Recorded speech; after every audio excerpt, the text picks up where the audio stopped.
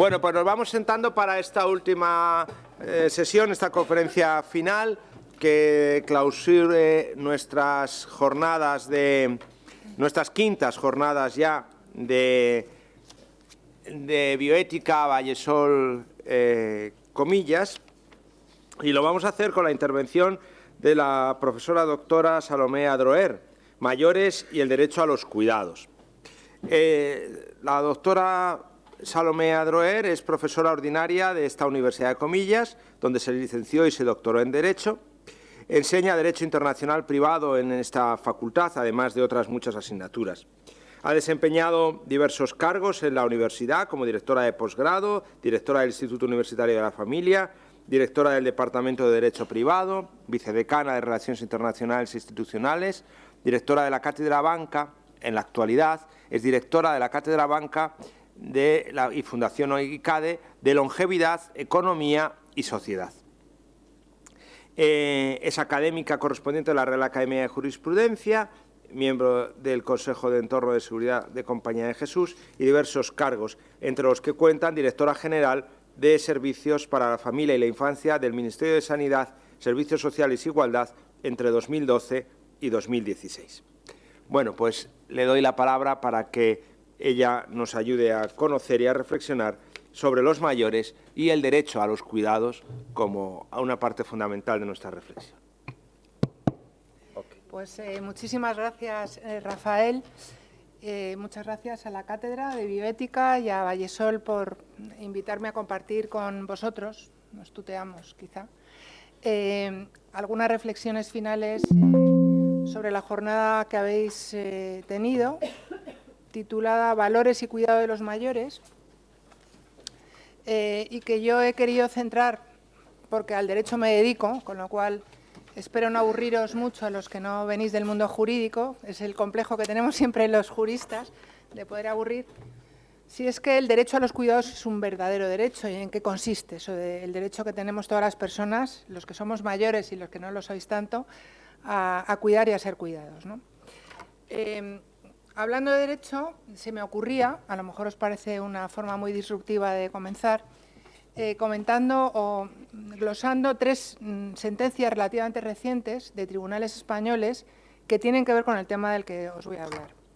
La primera es una sentencia de la Audiencia Provincial de Valencia del 11 de marzo del 2022, de hace nada. Bueno, una señora que tiene dos hijos, cuando muere y abre en el testamento, pues ha desheredado a su hija. Y ha desheredado a su hija porque, según dice ella en el testamento, el único interés de su hija era el económico, la maltrató afectivamente al no acudir a visitarla durante más de 6 años ni atender en todo ese tiempo sus necesidades básicas, especialmente los últimos años. Y además, eso ya no lo dice en el testamento, su hija ni siquiera fue al entierro de su madre. Veremos cómo la desheredación no puede ser por ese tipo de causas, pero ya los tribunales españoles están empezando a considerar que el maltrato afectivo tiene consecuencias jurídicas, como esta. Hay otra sentencia reciente, me la envió además la magistrada que ponente de la sentencia de la Audiencia Provincial de Barcelona del año 22. Se trata de un caso de una mujer con demencia senil que tiene seis hijos, 3 hijos y 3 hijas, 3 viven en Barcelona, 3 viven en Murcia. Ella está viviendo ahora en Barcelona en su piso con una de sus hijas, que es la que le cuida, pero el resto de sus hijos, los otros 5, quieren que el curador sea uno de sus hermanos, que vive en Valencia, perdón, en Murcia, es Murcia, no Valencia, y que vaya a vivirse a Murcia, que es el lugar de donde es originaria, donde falleció su marido, donde está enterrado el marido. Bueno, los hijos no se ponen de acuerdo en quién tiene que cuidar a su madre y esto acaba en un tribunal. Y esto acaba en un tribunal que tiene que resolver con quién se va a vivir su madre, ¿no? La última es más antigua, es una sentencia del Tribunal Constitucional que probablemente conocéis porque los que trabajáis en este sector, y aquí imagino que muchos sois de Vallesol, pues seguramente conocéis esta sentencia. 2 trabajadoras del SAMUR Social, después de recibir una llamada de unos vecinos, entran en una vivienda donde una mujer con 72 años, con deterioro cognitivo y síndrome de Diógenes, pues está en unas condiciones absolutamente precarias, con una extrema delgadez, prácticamente no come, y bueno, las trabajadoras sociales valoran la situación como de alto riesgo, solicitan una plaza de emergencia en una residencia geriátrica a la que trasladan a la afectada. 3 días después solicitan ratificación judicial del ingreso sin presentar informe médico. El juzgado de primera instancia de Madrid ratifica el ingreso no voluntario por razón de trastorno psíquico, la audiencia provincial lo confirma, pero esta señora, su abogado, recurre al Constitucional entendiendo que se ha vulnerado su derecho a la tutela judicial efectiva. Y el Constitucional considera que hubo un incumplimiento en todo el trámite de ingreso de esta mujer en la residencia. Bueno, se me ocurre empezar con 3 ejemplos porque creo que también colocan o nos sitúan en hasta qué medida el derecho tiene que ver con lo que habéis estado trabajando estos días en las jornadas. Y la pregunta inicial es, ¿existe ese derecho a los cuidados? ¿Cuál es el contexto social por el que se está abriendo en el debate jurídico el tema del derecho a los cuidados? Vamos a ver. Bueno, contexto sociológico. Creo que no hay que insistir mucho en los datos que aparecen ahí, pero Europa y España está envejeciendo a una velocidad importante. La población, por recordarnos algunos datos que tenemos todos muy presentes, ¿no? La población de la Unión Europea disminuirá en los próximos 50 años de 447 millones de personas a 424 y aumentará la edad media de la población europea en 5 años, ¿no? En 5 años de media. Además, según los documentos a los que voy a referirme, se prevé que en 2050 una quinta parte de la población de Europa, de la Unión Europea, que somos los 27, tenga algún tipo de discapacidad y, por tanto, dependencia. Estos datos, si los traemos a España, se agravan. En España, según el INE, el porcentaje de población mayor de 65 años actualmente es un 19%, pero se entiende que será un 31,4% en el 50. En el 50, el grupo de edad más avanzado, el grupo de edad más numeroso en España seremos las personas entre 70 y 79 años, y la tasa de dependencia en el 50 estará por encima del 50%, o sea, más que en la Unión Europea, ¿no? Bueno, este contexto sociológico, que tiene que ver con la dependencia, que tiene que ver con quién cuida, que tiene que ver con cómo se cuida, ha llevado tanto a Naciones Unidas como a la propia Unión Europea a configurar una serie de principios que desde el punto de vista jurídico afectan a todos los que somos, digo somos porque tengo 63 años y por tanto me considero ya dentro del grupo de mayores, que nos afectan a las personas mayores, ¿no? Y son básicamente 2 grandes ideas que es las que, digamos, están ahí en el título, ¿no? El derecho a la autonomía y el derecho a los cuidados. Los principios de Naciones Unidas del año 91 ya se referían, por una parte, a la independencia, la participación y la autorrealización de las personas mayores, derecho a la autonomía, y por otra parte, el derecho a los cuidados y a la dignidad, derecho a los cuidados. El derecho a la autonomía se ha definido como el proceso de optimización de las oportunidades de salud, participación y seguridad con el fin de garantizar la calidad de vida a medida que las personas envejecen. Y el derecho a los cuidados se refiere tanto a los principios de Naciones Unidas como la propia Unión Europea en los casos de dependencia y discapacidad como un derecho que el deber correspondiente de cuidar corresponde tanto a la responsabilidad social como a la responsabilidad familiar, la solidaridad entre las generaciones. Vamos con el derecho a la autonomía en primer lugar. El artículo 25 de la Carta de Derechos Fundamentales de la Unión Europea, fijaros lo que dice las personas mayores. La Unión reconoce y respeta el derecho de las personas mayores a llevar una vida digna e independiente y a participar en la vida social y cultural. O sea, básicamente la Carta de Naciones Unidas se refiere no tanto a la fase de dependencia y discapacidad, sino a la autonomía, ¿no? Reconoce y respeta el derecho de las personas mayores a llevar una vida digna e independiente y a participar en la vida social y cultural. Esto se ha traducido en 2 importantes documentos, tanto de la Comisión Europea como del Consejo, el Libro Verde sobre el envejecimiento de la Comisión Europea y las conclusiones sobre adultos vulnerables del Consejo de la Unión Europea, que básicamente sitúan este derecho a la autonomía en relación a la suficiencia económica, por una parte, y a la participación. La suficiencia económica, que tiene que ver con pensiones justas y suficientes, porque en la fase en la que somos mayores y nos jubilamos, pues tenemos derecho a una garantía de ingresos para poder sobrevivir, pero en estos documentos, que son muy recientes, tanto de la Comisión como del Consejo, se advierte que el sistema la sostenibilidad social del sistema de pensiones, no solo en España, sino en toda Europa, pues bueno, está en cuestión y, por tanto, se plantean básicamente tres propuestas. Por una parte, la ampliación de la vida laboral retrasando la edad de jubilación, lo estamos viendo también en nuestro país. Por otra parte, propiciar la compatibilidad entre la jubilación parcial y trabajo a tiempo parcial, lo que se llama jubilación activa en nuestro país. Y, por otra parte, también señala la Unión Europea la importancia de favorecer los planes de pensiones complementarios privados. Estas son las tres líneas que aparecen en este documento de la Comisión Europea. Y en este documento, además, se habla de justicia intergeneracional.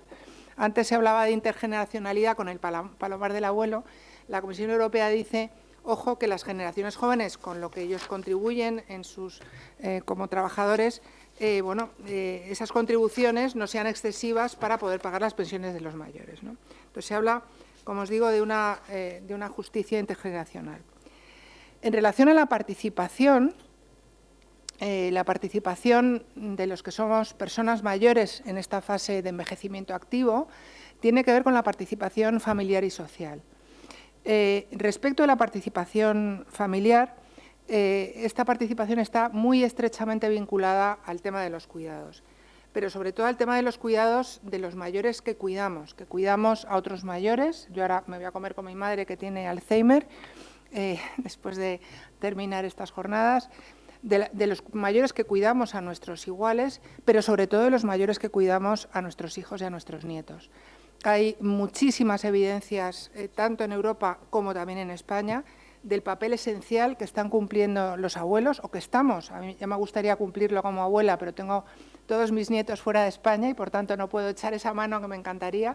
Pero, según los datos tanto de los países de la Unión Europea, en la encuesta SHARE, que es muy importante a nivel de toda Europa, como en las publicaciones en España y en los datos sociológicos, el porcentaje de tiempo que dedican los abuelos a echar una mano a sus hijos para que la conciliación de la vida laboral y familiar de esto sea posible es importantísima. Fijaros, si a comienzos de los años 90 en España los abuelos que ayudaban a cuidar eran un 15%, en el año 2010 ya eran un 35%, y durante el primer año representan el 90% del apoyo a las familias jóvenes, solo por detrás de las escuelas infantiles. Es verdad que en la encuesta SHARE, que es una encuesta europea, los abuelos cuidadores españoles, el porcentaje de abuelos españoles cuidadores es inferior a la media europea, pero también es verdad que los abuelos cuidadores españoles cuidan más tiempo al día, más horas al día a sus nietos que los de los europeos. La media en España es 7 horas diarias de cuidado, de un porcentaje importante de mayores. Es verdad que estos cuidados informales, que son esenciales, que si no, no sería sostenible nuestras familias, nuestro sistema de bienestar, afortunadamente son visibles socialmente y reconocidos socialmente cada vez más. Pero ahí están. Es bueno rescatar esta idea y ponerla encima de la mesa, porque a veces se percibe a los mayores solo como destinatarios de cuidados, pero su papel como cuidadores es absolutamente esencial, como todos sabemos. Además de la participación familiar, está la participación social. La Organización Mundial de la Salud define el envejecimiento activo como una participación continua en cuestiones sociales, económicas, culturales, espirituales y cívicas, y no solo a la capacidad de estar físicamente activo, participar como mano de obra. Y, por tanto, la participación social, por ejemplo, en en actividades, como hemos visto en el Palamar del Abuelo, en actividades de voluntariado de las personas mayores y en actividades culturales, cada vez está más reconocida y es más presente. Sin embargo, lo que tomaba el título de mi intervención y tiene que ver con lo que habéis venido hablando aquí, es el derecho a los cuidados. El derecho a los cuidados como el otro derecho complementario al derecho a la autonomía del que nos habla Naciones Unidas y del que nos habla la Unión Europea. Lo primero que tendríamos que preguntarnos es, ¿existe, podemos decir técnicamente, jurídicamente, que existe un derecho a los cuidados? Probablemente conocéis, seguro, con esta organización HelpAge, que está haciendo un trabajo muy importante en reforzar o subrayar el derecho de las personas mayores. En una publicación muy reciente de HelpAge, recuerda que no existe como tal, desde el punto de vista jurídico, un derecho a los cuidados. No son un derecho fundamental, ni siquiera un derecho constitucional en nuestro país. Sin embargo, son imprescindibles para otros derechos fundamentales. Entonces, aunque directamente no se puede hablar de derecho de los cuidados, indirectamente sí. ¿Y qué es eso del derecho a los cuidados? Pues siguiendo a HelpAge, donde os leo textualmente, son la condición para que las personas cuidadas puedan tener una vida autónoma y a partir de ella realizar eficazmente otros derechos. Su realización coincide específicamente con el ejercicio de otros derechos reconocidos constitucionalmente, por ejemplo, el derecho a la salud, a la protección, a la integridad física y psíquica, a la vivienda. Y existe legislación, eso sí, que reconoce concreta y expresamente el derecho subjetivo de determinadas personas en determinadas condiciones a recibir prestaciones dirigidas a apoyar el cuidado y realización de actividades básicas de la vida diaria.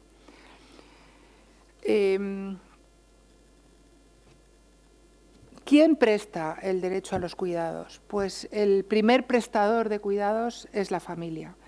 La familia que en España, según los datos que tenemos, el 69,8% de las personas en situación de dependencia son atendidas única o exclusivamente por algún integrante de su familia, principalmente por las mujeres, hijas, madres o parejas. Hay todavía una escasa corresponsabilidad entre hombres y mujeres en el tema de los cuidados de los mayores y dependientes. Pero es que esta familia y estas mujeres, que hemos sido las principales y fundamentales cuidadoras, está cambiando. Cada vez las familias son más pequeñas y las personas que lleguen a la jubilación en España en los próximos años, muchas no tienen hijos y algunas solo tienen uno. Por tanto, el patrón de cuidados y gran parte de las mujeres ya se han incorporado al mundo laboral, con lo cual el patrón de los cuidados seguramente la familia va a cambiar. En este contexto de los cuidadores familiares, os pongo en segundo lugar esa idea de cuidadores familiares por ley.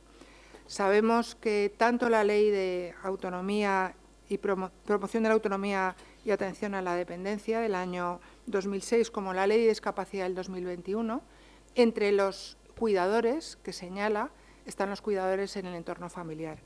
En la Ley de Autonomía, que es la más conocida, los cuidados en el entorno familiar no son los prioritarios. Sabemos que esta ley propicia como principal, y Vallesol es protagonista en eso, los cuidados en el entorno profesional, pero genera la figura del cuidador del entorno familiar con una doble prestación, la prestación económica destinada a compensar los gastos derivados de los cuidados en el entorno familiar y la cotización a la seguridad social de estos cuidadores familiares. Pero es que en el año 21 se aprueba la gran modificación de la legislación civil y procesal en materia de discapacidad y aparece el cuidador de hecho o guardador de hecho que ya existía en el derecho civil español. Y sin embargo, esta ley, la del 21, no lleva aparejada ninguna prestación económica asociada a la función del guardador de hecho de una persona con discapacidad. Claro, pero es que estas familias que cuidan por ley, tanto en la ley de dependencia como en la ley de discapacidad, son familias o son mujeres, muchas de las cuales trabajan o trabajamos. ¿Cuáles son las ayudas que el derecho debería prestar para que la conciliación sea posible, para que compatibilizar el trabajo y el cuidado sea viable? Se está abriendo también en esto en Europa una vía importante. Seguramente conocéis la directiva de la UE de 2019/1158, es la directiva sobre conciliación de la vida laboral y familiar. Hasta este momento, la directiva vigente antes de esta solo se refería a las medidas de conciliación para cuidar a hijos, para cuidar a niños, y esta directiva por primera vez incluye el cuidado de otras personas, entre otros los mayores o dependientes. Introduce un nuevo permiso para cuidar a cuidadores y extiende a estos la posibilidad de disfrutar de fórmulas de trabajo flexible. En España hemos traspuesto esta directiva por Real Decreto 5/2023, un Real Decreto de estos ómnibus que incluye la guerra de Ucrania con este tema y otras cosas muy diversas, pero esto es básicamente esa traducción. La directiva es un permiso de 5 días para cuidados de personas en esta situación. Es verdad que el Real Decreto español va más allá de lo que dice la directiva, pero es verdad que sigue siendo, para la situación sociológica que se nos avecina, con los datos que os daba al principio, pues probablemente siga siendo escaso para que el cuidado en el entorno familiar, que es un cuidado también por ley y por normas de derecho internacional, sea en muchos casos viable, ¿no? Finalmente, menciono muy brevemente los conflictos en los cuidados familiares. Os ponía algún ejemplo de alguna de las sentencias iniciales, esa madre que deshereda a su hija porque no le ha hecho ni caso en sus últimos años, esos hermanos que se pelean porque a ver quién es el guardador o el que se ocupa de su madre. Bueno, no tiene sentido que judicialicemos, desde mi punto de vista, los cuidados. Igual que no tiene sentido que los jueces de los divorcios acaben teniendo ellos que decidir si el niño hace la primera comunión en este o en este otro lugar, y esto está sucediendo en el ámbito de divorcio. Mañana, precisamente como con 2 magistradas de la Audiencia Provincial de Madrid de la sección de familia, que son las que cuando nos vemos me dan pistas de por dónde van los temas de futuro, porque es lo que están viendo allí en la audiencia. Y la última vez que nos vimos me dijeron, mira, en la sección de familia de la Audiencia Provincial de Madrid, olvídate de que los temas, digamos, de moda son, pues yo qué sé, la sustracción internacional de menores, la gestación subrogada, que son los temas que aparecen en los periódicos. No, son los conflictos por los cuidados de mayores. Y no puede ser que acabe en un juzgado o en una audiencia la decisión sobre si lunes y miércoles va con la hija y jueves y viernes está el hijo pendiente, ¿no? Por tanto, la mediación familiar, que ha sido una técnica que se ha utilizado en el ámbito de la ruptura del matrimonio y de las parejas, se está abriendo camino también en el ámbito de los cuidados. Busquemos fórmulas alternativas de resolución de conflictos que no sean necesariamente los jueces. Bueno, los cuidados prestados por la familia, pero los cuidados también como responsabilidad pública. El artículo 50 de nuestra Constitución señala: los poderes públicos, con independencia de las obligaciones familiares, promoverán su bienestar mediante un sistema de servicios sociales que atiendan sus problemas específicos de salud, vivienda, cultura y ocio. Por tanto, la familia es responsable, pero los poderes públicos son corresponsables de este derecho a los cuidados, no reconocido como tal, pero sí evidentemente integrado en otros muchos derechos fundamentales que tenemos todas las personas. Este derecho a los cuidados como responsabilidad pública se traduce, bueno, pues en todo el sistema de servicios sociales y atención a la dependencia, que conocéis vosotros mucho mejor que yo, pero en el contexto de la cuestión residencial menciono ahí algunas cuestiones que están ahí en discusión, y precisamente vosotros sois expertos en esta materia, y es cómo garantizar o compatibilizar este envejecimiento activo y esta fase de mayor dependencia con la respuesta, digamos, residencial. Por una parte, el poder permanecer en el hogar y de la persona mayor tiene como contrapartida pública la necesidad de adaptaciones, de accesibilidad y también de prestaciones de atención y cuidado en domicilio que permitan a muchas personas mayores, como ahora sucede, el permanecer viviendo en su casa, ¿no? Cuando esto no es posible, la atención residencial, de la que sois vosotros pues expertos, ha sido la fórmula tradicional, pero hay otras fórmulas que se van abriendo camino, que os menciono ahí. Acogimiento familiar. Hay varias comunidades autónomas, entre las que está Madrid, en las que se está propiciando el acogimiento familiar, no de niños, sino de personas mayores, como sabéis, en familia ajena, distinta de la familia de la persona mayor, y hay fórmulas de concesión de ayudas a estas familias de acogida que sufraguen la convivencia y los servicios que prestan a la persona mayor. Están las viviendas tuteladas, en las que también, por lo que he visto, Vallesol, pues tenéis una larga experiencia, como forma de alojamiento diseñada específicamente para personas en edad avanzada que, viviendo de forma independiente, tengan a su vez un sistema de servicios y apoyo que les permitan transitar por esta fase de su vida. Y luego el cohousing, que es esa fórmula sueca o, digamos, de los países escandinavos, que se está abriendo camino también en nuestro país y que, bueno, con ciertas dificultades, pero que puede ser una fórmula de futuro. En este contexto, supongo que todos conocéis que se está diseñando a nivel de toda España una estrategia estatal de desinstitucionalización que yo quería mencionar. No está hecha todavía, pero ya hay muchos documentos. Si buscáis en los buscadores de Internet, encontramos todo lo que se está generando, toda la documentación y grupos de trabajo que se están generando sobre esta estrategia. Esta estrategia no tiene que ver solo con personas mayores, tiene que ver en general con personas institucionalizadas, con niños, todos los niños del sistema residencial de protección de menores, con personas sin hogar, como sistema también, personas con discapacidad y personas mayores. Y define la institucionalización como cualquier tipo de entorno residencial en el que las personas residentes viven aisladas de la comunidad, se ven obligadas a vivir segregadas, no tienen control sobre sus vidas y sus decisiones cotidianas, y los requisitos de la organización tienden a primar sobre las necesidades individualizadas de las personas residentes. Los datos que aparecen en la web del Gobierno de España, que está promoviendo esta estrategia, muestran que de todos estos colectivos que he mencionado, el que principalmente y numéricamente está más sobrerepresentado es el de las personas mayores, en relación a niños y otros colectivos, y se está buscando el transformar el modelo de atención a estas personas orientado a servicios y apoyos para que puedan vivir en comunidad. O sea, viviendas tuteladas, digamos, como una de las posibilidades cuando ya uno no es autónomo en su propio hogar, frente a recursos residenciales más grandes. Esto es un poco por donde parece que va la estrategia de desinstitucionalización del Gobierno de España. Y termino con algunas consideraciones finales. Y mirando de nuevo a Europa, que es por donde empezábamos, viendo los datos que se nos ofrecen.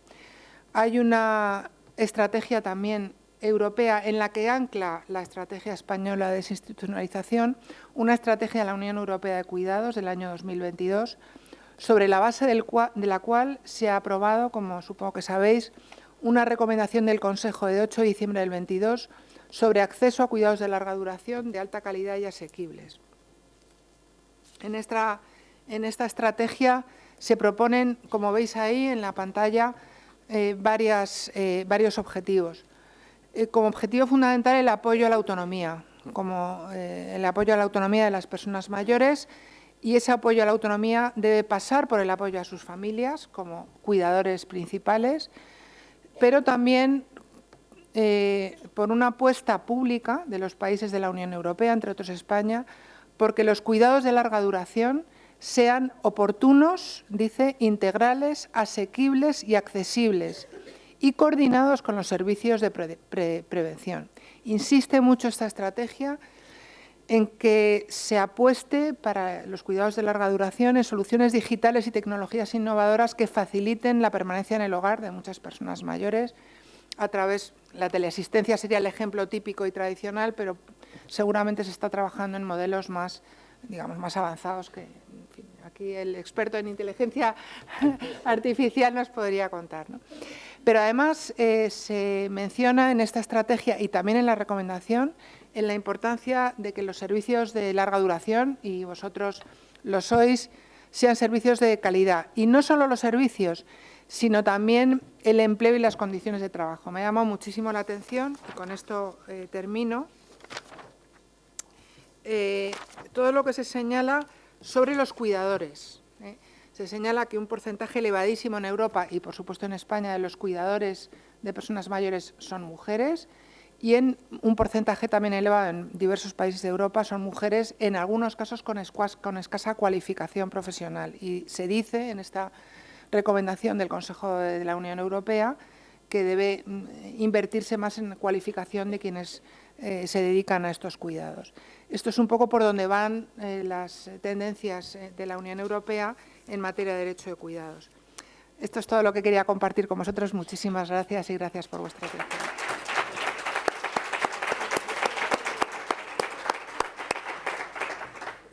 A ver, un segundito que salimos de aquí para que quede la pantalla. Vale, pues ya te esperas aquí. Apaga el micro. Vale. Bien, pues muchas gracias, Salomé, por las palabras y por la perspectiva del derecho. Y no sé si alguien tiene alguna pequeña pregunta y si no, pues damos por finalizadas las jornadas. No sé si alguien tiene alguna pregunta en la sala o alguien o no. Pues entonces, que suba Raquel, ¿no? Bueno, yo voy a hacer una pregunta. Ah, bueno, entonces, sí. Bueno, Salomé, muchas gracias por la excelente presentación. Con el tema de la desinstitulización de los centros y de las personas mayores, sí que es verdad que nosotros, dentro del grupo Vallesol, claro, ¿qué ocurre? Que las personas cada vez son más dependientes. Y es verdad que estos días hemos estado viendo pues temas de robótica, temas de inteligencia artificial, tal. O sea, todavía queda mucho camino, ¿no? Entonces, aquí que están todas las directoras del grupo Vallesol, de las 15 residencias que tenemos en Madrid y de las 55 que tenemos en España vía online, pues claro, nosotros sí que percibimos que cada vez las personas que vienen a las residencias son cada vez más mayores. Estamos hablando de una edad media, aquí tenemos aquí al director médico nacional, al doctor Fermín, pues de cerca de 90 años. Y claro, toda la parte de estancia en su domicilio, que es lo ideal y es lo que nosotros queremos también, pues es complicado, ¿no? Y entonces sí que es verdad que nosotros tenemos un índice muy alto de recuperaciones también de estancias temporales, porque bueno, pues esas personas que están fenomenal en su domicilio, pues se tienen que ir a recuperar de una fractura de cadera o de rodilla o alguna otra patología que tengan o lesión, y lo ideal es luego que vuelvan a su domicilio, ¿no? Pero bueno, que es una reflexión que es complicada a corto o medio plazo, ¿no? No sé qué opinas tú, Salomé, sobre este tema. Sí, yo opino igual que tú, por supuesto. Vamos a ver, la estrategia es sobre desinstitucionalización en general. Le comentaba antes a Rafa que yo estoy trabajando ahora con la Junta de Andalucía en la estrategia andaluza de desinstitucionalización de los niños. Creo que el colectivo de niños es evidente que hay que trabajar por la... O sea, no tiene sentido que en nuestro país un niño que nace y que en fin, su familia no puede ocuparse de él, o un niño que la administración tiene que intervenir para sacarlo de casa, pues acabe en una residencia muchos años y a los 18 años tenga que volver a ninguna parte porque no tiene un hogar al que volver. O sea, es evidente que para el colectivo infantil y por todo lo que nos dice la psicología del vínculo de apego y de la importancia de la construcción de este vínculo en el entorno familiar, es evidente que para este colectivo hay que hacer una transformación completa del modelo de negocio. Perdonadme que hable en estos términos, pero es que en estos términos he hablado con algún director general de comunidad autónoma en este tema, porque hay que apostar por las familias acogedoras y por entornos, si son residenciales, mucho más pequeños, pues tipo hogar, ¿no? Lo que yo tengo personalmente como una convicción absoluta, y por eso colaboro con alguna administración que me pide ayuda en este tema, en relación a los niños, veo que no tiene, digamos, un paralelismo absoluto cuando estamos hablando de personas mayores con un elevado grado de dependencia, ¿no? Yo no sé en qué medida, supongo que sí, pero el Gobierno de España está contando con las empresas que os dedicáis al cuidado de personas mayores, porque creo que es ahí donde tenéis que hacer valer toda vuestra experiencia y vuestro conocimiento para que esa estrategia de desinstitucionalización, digamos, tenga en cuenta las características de estas personas y la posibilidad de modular estas evidencias de que la institucionalización no se considera como algo positivo o bueno y lo mejor es el cuidado en comunidad. Bueno, yo creo que cuidado en comunidad también puede entenderse en el caso de las personas mayores como cuidado en una residencia. Una residencia está en una ciudad, en un barrio. Una persona mayor que vive sola en su casa, bueno, lo hemos visto en el vídeo de ¿cómo se llama?, del Palomar del Abuelo, esas dos personas mayores que cada uno vivía solo y ahora están juntos, varios agricultores, decían ellos, y están a gusto viviendo en esa residencia. O sea, no necesariamente, desde luego, un entorno residencial es un entorno que aleje a una persona de la comunidad. A veces lo que hace es insertarla, porque vivir solo en una casa y completamente aislado es mucho más institucionalizador desde el punto de vista de la soledad, ¿no? Entonces, yo creo que en el marco de esta estrategia que está promoviendo el Gobierno de España es donde grupos como el vuestro debéis estar muy presentes, hacer oír vuestra voz y transmitir toda la experiencia que tenéis en qué es lo mejor para las personas mayores en esta fase última, que es la fase de dependencia. Bien, pues muchas gracias, Salomé. Le doy la palabra a la directora general de Operaciones de Vallesol, Raquel Rodríguez, para que clausure estas jornadas. Bueno, en primer lugar, agradecer a Rafael y a la Universidad Pontificia, que siempre nos acoge en su casa. Ya esta es la quinta jornada, o sea que estamos muy agradecidos y muy contentos de estar aquí, Rafael. También agradecer a todos los ponentes, Salomé, a los que habéis participado hoy, a los que participasteis ayer. Creo que todos los temas tratados son absolutamente necesarios y muy interesantes, nos aportan mucho como empresa, como institución universitaria y como sociedad. Agradecer a los asistentes y a todo nuestro equipo directivo, a nuestras directoras, las personas que estáis aquí, también técnicos de Vallesol y otras personas de otras organizaciones, a los que están online, que seguro que también les hubiera gustado estar con nosotros. Los temas que se han tocado estos 2 días son temas de sostenibilidad, tema de dignidad, tema de humanidad y tema de trabajo intergeneracional, ¿no? Hoy salía una noticia, o ayer, el Fondo Monetario Internacional decía que España, junto con Estados Unidos, somos los 2 países que vamos a crecer más en Producto Interior Bruto en el año 2024 y que esto indica que somos una sociedad muy avanzada. Yo siempre he pensado que las sociedades avanzadas se definen fundamentalmente en cómo tratan a los mayores, ¿no? Cómo los cuidan, cómo les tratan, cómo educan a los niños. Y yo creo que aquí tenemos un reto súper importante, pero llevamos hablando del reto de hace mucho tiempo, ¿no? Que sabemos que en el año 2030, por ejemplo, cuando hablamos de los cuidados, Salomé, hay bastante desconocimiento, por eso creo que son absolutamente necesarias estas jornadas, donde ponemos las instituciones educativas con empresas privadas, no tanto con instituciones y organismos públicos. Cuando dices el Gobierno contará con empresas como Vallesol, pues depende de las comunidades autónomas. Yo creo que ese es un punto a destacar. El presidente, que no ha podido asistir, que es el que iba a clausurar la jornada, ha asistido esta mañana un ratito, y yo vamos a visitar todos los centros este año, como hicimos también hace 3, y nos encontramos que en función de la comunidad autónoma los cuidados son distintos. Yo siempre he pensado que un mayor es un mayor esté donde esté, pero no solo en Galicia, en Madrid o en Andalucía, esté donde esté, en cualquier parte del mundo. Yo creo que como sociedad, y esto nos toca muy directamente a nosotros, nuestros mayores, que ahora hablamos tanto de ellos, ¿no? Son los que han construido lo que tenemos, han construido esto. Porque realmente nosotros hemos heredado ya sociedades con derechos, sociedades muy avanzadas. Y esto intentamos siempre mirar instituciones, gobiernos, pero somos nosotros, es que nos toca a nosotros.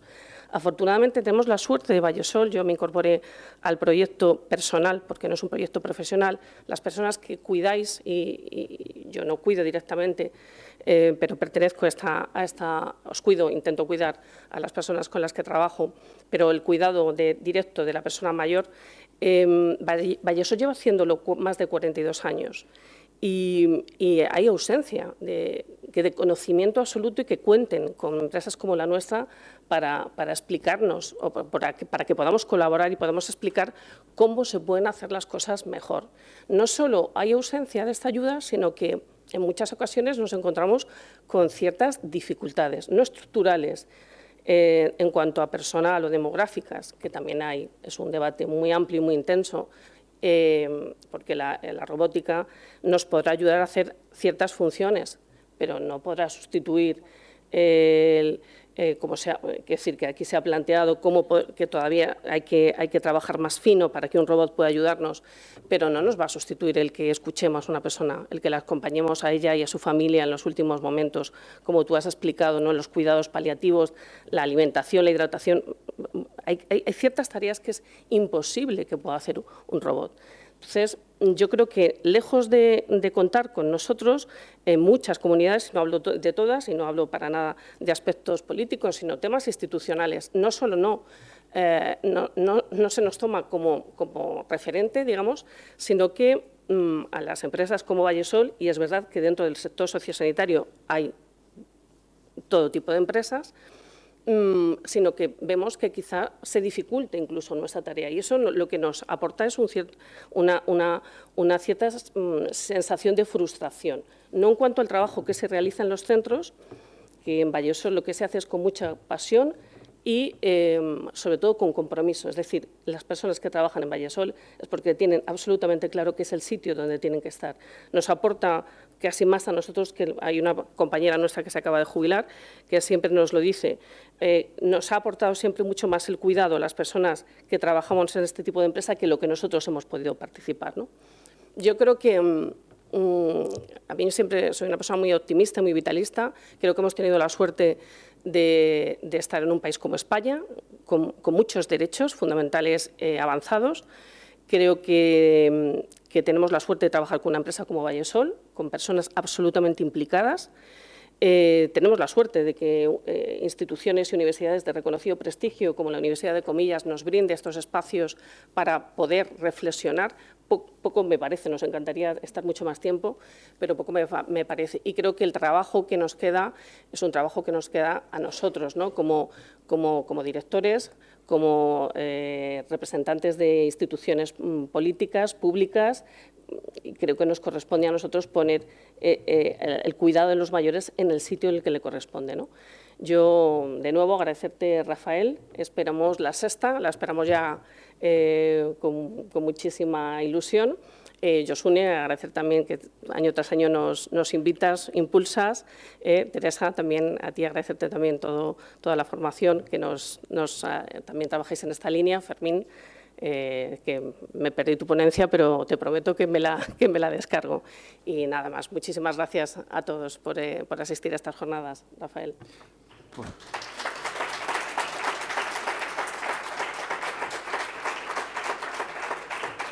Por mi parte, nada más. También agradecer a Vallesol la oportunidad que nos da para transferir el conocimiento, porque la universidad podemos quedarnos encerrados en nuestros problemas teóricos muchas veces y necesitamos que la acicate, que nos digan cuáles son los problemas para poder reflexionar y para poder ayudar. La transferencia de conocimiento es algo fundamental en la vida de la universidad y para nosotros estas jornadas son una oportunidad.